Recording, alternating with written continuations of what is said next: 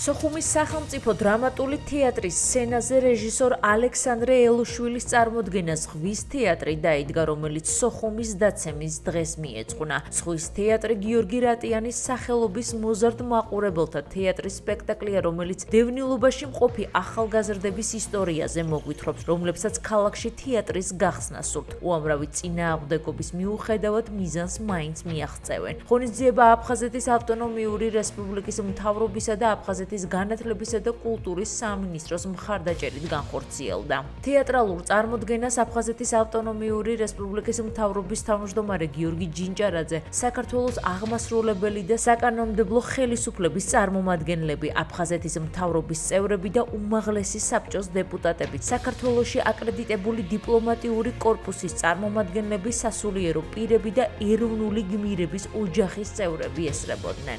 საოცარი ემოციები მივიღეთ, იმიტომ რომ ეხებოდა ზუსტად იმ პერიოდს, როდესაც დევნილობაში და იმ ადამიანებს, რომლებმაც ყველაზე მეტად გამოვიარეთ ის ტკივილი, ენგურს მიღმა მცხოვრებმა ადამიანებმა, ჩვენს ოჯახებზე, ვინც გადავიარეთ ეს ტრაგედია, მათ რეალობას, მათ ცხოვრებას ეხებოდა ეს სპექტაკლი და ნამდვილად საოცარი ემოციები იყო, ნამდვილად მძიმე, მაგრამ კარგი საღამო გამოვიდა. ეს დღე არის მნიშვნელოვანი ჩვენთვის, იმიტომ რომ ჩვენ ვართ მოზარდ მაყურებელთა თეატრი გიორგი რატიანის სახელობის და წინ გვაწერია სოხუმი და ძალიან სევდიანი ის რომ ჩვენ არ გვაქვს სახლკარი, არც აქ სადაც ვართ თბილისში და იქ სადაც გვაქვს, ის არის ძალიან შორს. ოცნებაა რომ ეს სპექტაკლი ვითამაშოთ იქ, სადაც უნდა ვითამაშოთ, ეს არის სოხუმი.